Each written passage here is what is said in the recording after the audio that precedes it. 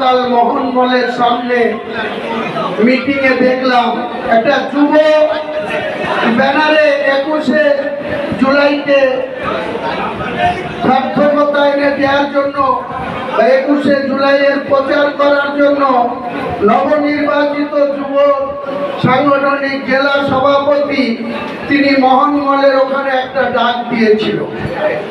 কোথাকারও মাদারের সভাপতি সেখানে যায়নি, একমাত্র ওই জেলার যুব সভাপতি এবং মাদারের সভাপতি শুধুমাত্র তাদের কলকাঠি নাড়ার জন্য এখানকার দুজন মাদারের সভাপতি সেখানে গিয়ে দাঁড়িয়ে বসে আছে। গায়ে মানে না আপনি মরুন। আর এই জেলার নেতাদের আমি পরিষ্কার করে বলছি, শুধু 21শে জুলাই 2025 পার হোক, আগামী 15ই আগস্ট আসুক, সেদিন থেকে শুরু করব। এই জেলার দুজন সভাপতিকে পরিষ্কার বলছি, ভরতপুরে কলকাঠি নাড়া বন্ধ করুন। ভরতপুরে কলকাঠি নাড়া বন্ধ না করলে 15ই আগস্ট থেকে অফিসিয়ালি ঘোষণা করব, কাঁদিতে কলকাঠি আমি নাড়তে শুরু করব। বহরমপুরে কলকাঠি নাড়তে আমি শুরু করব। বেলডাঙ্গাতেও কলকাঠি নাড়তে আমি শুরু করব। রেজিনগরও কলকাঠি নাড়তে আমি শুরু করব। সেদিন আপনাদের ক্ষমতা হবে না আমার সাথে মোকাবেলা করা। আমি অনেক সহ্য করেছি, আর নয়।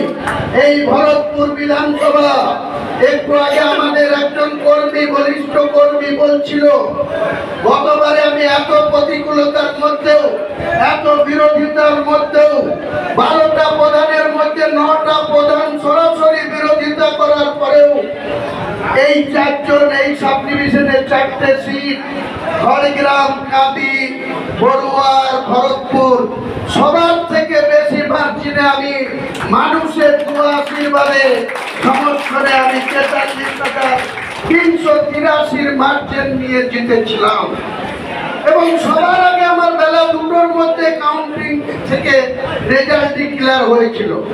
বড়ুয়ার তো রাত্রি 10টা লেগে গিয়েছিল, কাঁদির তো রাত্রি 8টা লেগে গিয়েছিল,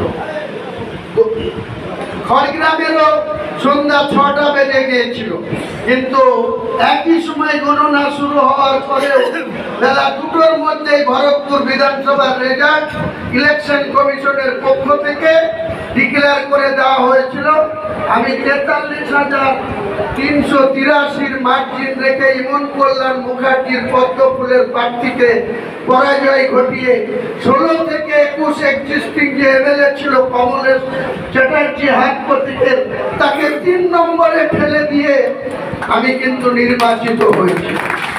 আগামী দিনে আমি এই সাগরের মাটিতে দাঁড়িয়ে বলছি, ডান দিকে কালু ভাই আছে, আমির আছে, সাধারণ অবনীত মানুষের সমর্থন নিয়ে চ্যালেঞ্জ থাকলো।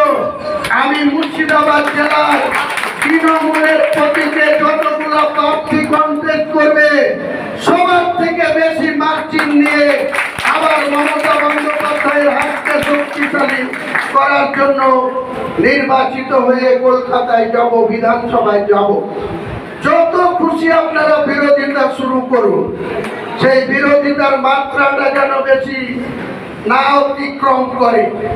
অতিক্রম করলে পরে তার পরিণতি কিন্তু খারাপ জায়গায় যাবে, সেটা আমি মনে প্রাণে চাই না। রাজনীতি করতে গিয়ে কাউকে খুন খারাপির মধ্যে আমি জড়াতে চাই না। আমি ন্যায়ের পক্ষ থেকে রাজনীতি করে এসেছি। 43 বছরের রাজনৈতিক জীবনে 30 বছর কংগ্রেস করেছি, বাকি জীবনটা এলোমেলো ভাবে চলেছে। 4 বছর 2021 সাল থেকে 2025 সাল 26-এ ইলেকশন, তৃণমূলের বিধায়ক হিসাবে অনেক কিছু সহ্য করছি, অনেক কিছু লক্ষ্য করছি, কিন্তু মাথা ঠান্ডা রেখেছি। যদি মাথা ঠান্ডা না রাখি তাহলে সাঁইথিয়ার মতো ঘটনা ঘটবে, ভাঙড়ের মতো ঘটনা ঘটবে। আমি আগাম বলে দিচ্ছি, এই জেলার নেতাদের সংযত থাকুন। সংযত না থাকলে তার পরিণতি কিন্তু খুব খারাপ জায়গায় যাবে। কারণ আমাদের পিছনে লাগতে আসবেন না, আমরা কারো পিছনে লাগতে যাই না। আজকে আমাদের খারাপ লাগে যে রাজনীতি করতে গিয়ে অঞ্চল সভাপতির নেতৃত্ব দিচ্ছে, তারা আজকে রাতের অন্ধকারে কাউকে বাড়িতে ডেকে সাঁইথিয়ার লাভপুর বিধানসভার অন্তর্গত পীযূষ ঘোষকে রাত্রি 12টার সময় ফোনে ডেকে তাকে খুন করে দেওয়া হচ্ছে। কেউ এই 21শে জুলাইকে সামনে রেখে মিটিং করছে, সেই রেজ্জাক খাঁ তাকেও ওখানে মরতে হচ্ছে। মরছে কে? তৃণমূল। মারছে কে? তৃণমূল। আমি সংযত করছি এই জেলার নেতৃত্বদেরকে, আগুন নিয়ে খেলবেন না। আগুন নিয়ে খেললে সেই আগুনেই আপনাকে পুড়ে মরতে হবে। হুমায়ুন কবির যদি কোনো পাপ কাজ করে, হুমায়ুন কবিরকেও সেই পাপের শাস্তি পেতে হবে। আমি অন্যায় করি না, অন্যায়ের সঙ্গে কোনো কম্প্রোমাইজ করি না।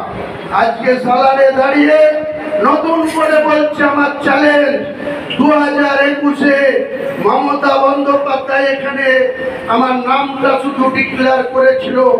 অনেক প্রতিকূলতা, অনেক বাধা অতিক্রম করে সাধারণ মানুষ আমাকে ভালোবেসে দয়া করে আপনারা আমাকে ভোট দিয়ে নির্বাচিত করেছিলেন। তারপরের থেকেও এখনো সেই লড়াই সংগ্রাম বিরোধিতার মধ্যে আমাদেরকে চলতে হচ্ছে। আমি 15ই আগস্ট পর্যন্ত সংযত থাকবো। 15ই পরে এই তৃণমূলের চূড়া ফুলের প্রতীক নিয়ে অল আউট লড়াইয়ে যাব। যদি জেলার সভাপতি কাঁদি থেকে ভরতপুরের নেতাদের অক্সিজেন দেয়, আমি গোটা জেলায় এর সংগঠনের বিরুদ্ধে অক্সিজেন যোগাবো। কাদের নিয়ে যোগাবো, তার পরিণতি কি হবে তার জন্য তৈরি থেকো বন্ধু।